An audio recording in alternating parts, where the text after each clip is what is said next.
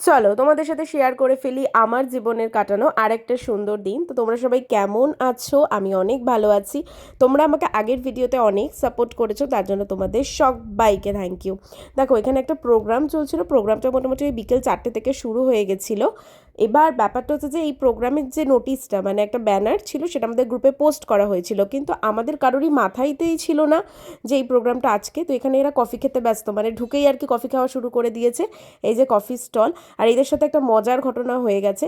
মানে অ্যাকচুয়ালি এরা ভাবছে যে আমি ফটো তুলছিলাম, তাই জন্য এরা পোজ দিয়ে তাকিয়েছিল, কিন্তু আদৌ আমি ফটো নিচ্ছিলাম না, আমি ছোটো ছোটো ভিডিও ক্লিপ নিচ্ছিলাম।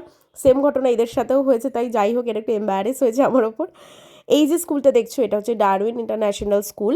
মানে এই স্কুলের যিনি ডিরেক্টর স্যার আছেন, ডিরেক্টর স্যারের সহযোগিতাতেই এই কন্যাশ্রী সেলফ ডিফেন্স একাডেমিটার শুভ উদ্বোধন ছিল, এবং যেটা বিকেল 4টে থেকে শুরু হয়ে গেছিলো।